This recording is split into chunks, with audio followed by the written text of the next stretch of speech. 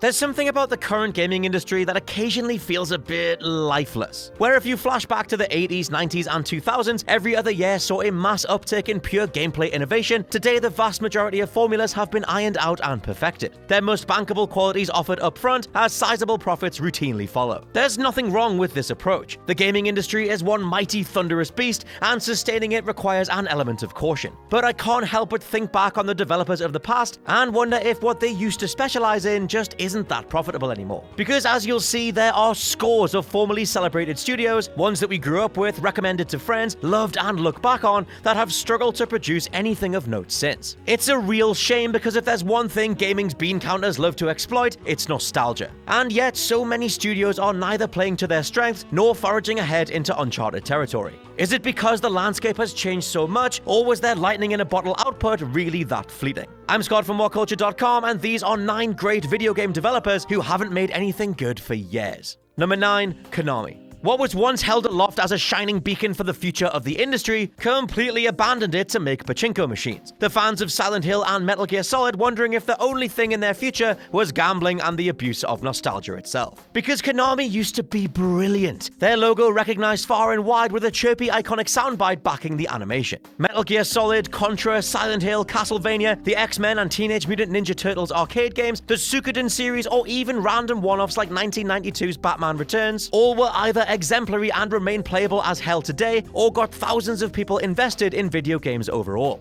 And yet, what have Konami got to show for themselves this generation? The aforementioned pachinko machines, complete with fan-annoying reworks of iconic Metal Gear Solid 3 cutscenes no less, a handful of anniversary collections that tick sales boxes for the sake of it, and the god-awful Metal Gear Survive, a zombie-based cash-in that died in the sales charts. To be honest, it was for good reason. Kinda like a loved one suffering from a gambling addiction, please Konami, learn to control yourself and focus on what matters. Number 8, Bioware. Oh, Bioware, you were once so dependable. Mass Effect, Star Wars Knights of the Old Republic, Dragon Age, Baldur's Gate, even under-the-radar gems like Jade Empire might not have sold well, but maintained their stellar reputation as Western RPG wizards. And then Mass Effect 3 happened. 2012 was a disastrous year for the studio, as not only did Mass Effect 3 see BioWare and EA the target of various online harassment campaigns, all focused on the game's ending, but the following years would see a mass exodus of almost every key member of staff. Struggling to get the gang back together, we had the thoroughly middling Dragon Age Inquisition, the promising and then cancelled Shadow Realms, the hilariously terrible Mass Effect Andromeda, and the full-on f***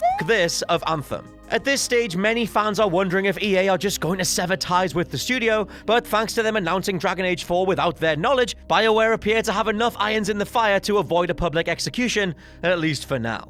Number 7, Raven Software. Okay, this one is just sad. Raven Software used to be one of my absolute favorite developers, and you'll know them from a stupidly good track record, including the Star Wars Jedi Academy games, X-Men Origins Wolverine, Marvel Ultimate Alliance, the X-Men Legends games, the Soldier of Fortune titles. They even collaborated with id Software on the mighty Quake 4. Raven used to make powerful, meaty games with real signature mechanics and identities, even if they were under the umbrella of other known IPs and forever published by Activision. What I class as their final game, the thoroughly stellar time-bending FPS Singularity from 2010, bookends this creative period, as Activision doubled down on Call of Duty for annual releases this generation, and Raven have been reduced to an assistant role on every single game. From 2010's Black Ops to Modern Warfare's reboot, they've been bolted onto this series for almost a decade solid. I cannot imagine how infuriating that must be, considering what they could be doing. Please Activision, let Raven come back out to play, they always had all the good toys.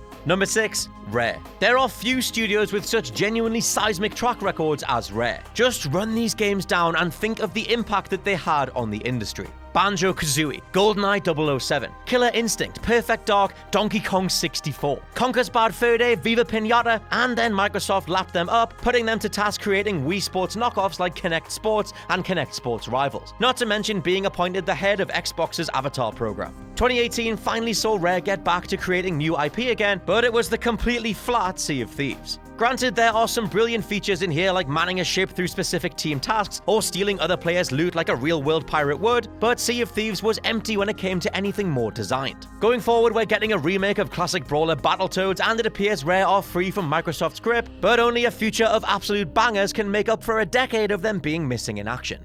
Number 5, Gearbox Software.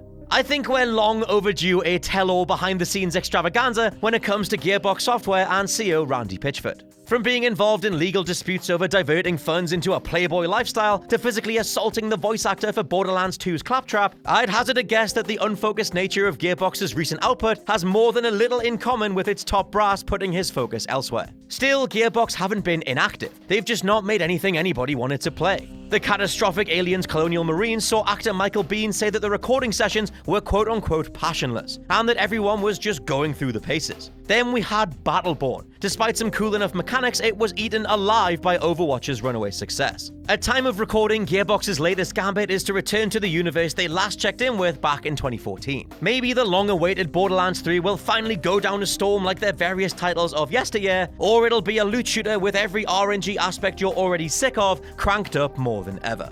Number 4, Turtle Rock.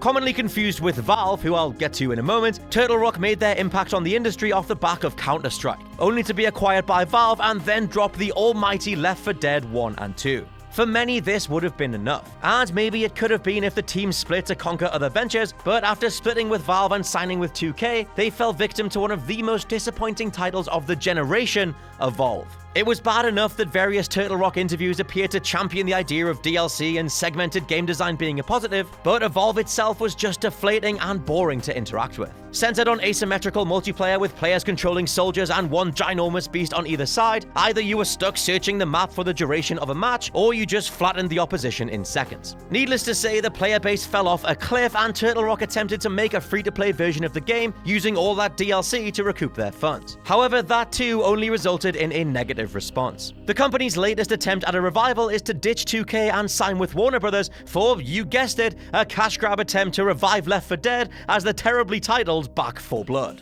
As much as I have faith in the coders and art department over at Turtle Rock, Warner Brothers will totally take every opportunity to milk the Left 4 Dead fandom for all they've got when it comes to recurrent spending and microtransactions. There's simply no way they don't drain every ounce of goodwill from the project, but I would love to be wrong. Number 3, Sonic Team. Sadly, no, Sonic Mania doesn't save Sonic Team, as that was developed by Christian Whitehead and his team at Headcanon. Obviously, yes, everything was officially licensed and Sega oversaw the project, but as for Sonic Team, the people that brought you the Blue Blur back in 1990, plus the sequels and Sonic Adventure and every other good Sonic game, they have been on terrible form for over a decade. Taking 2011's Sonic Generations as the last good first-party Sonic game, we then had the bizarrely terrible-feeling Sonic 4 and the abysmal Sonic Boom. This was accompanied by a surprisingly awesome TV show, but the game undersold and was critically panned so much that Sega actively apologized to the fans, promising to do better.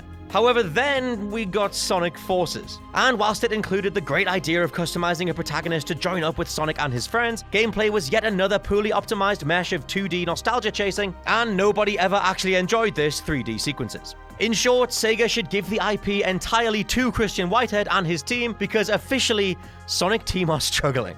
Number 2, Valve. When you've helped give the industry Counter-Strike, influencing and shaping multiplayer shooters across the board, Half-Life 1 and 2, both games showing how to even do interactive first-person narratives, Portal, a mind-bending puzzle game, and Team Fortress 2, an ageless cartoon shooter with great team mechanics, you've established a precedent arguably impossible to live up to. However, you can always avoid doing things like this.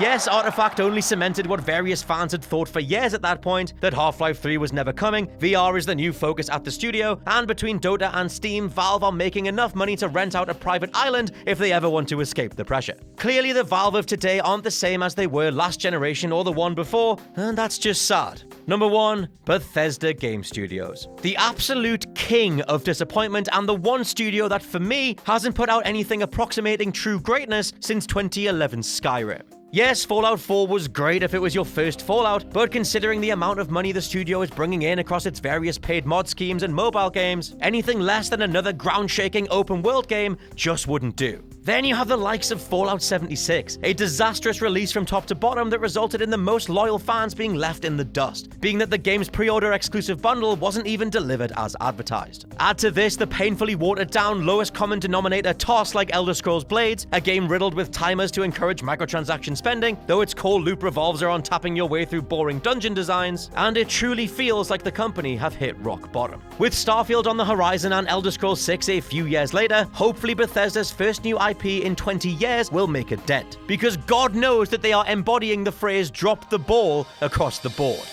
And that's my rundown of all sorts of developers I really want to love again, but they just haven't done that much of note in recent memory. Let me know down in the comments if there are any others that I forgot. For now, I've been Scott from WhatCulture.com. Please check out the WhatCulture Gaming Podcast, and I'll catch you soon.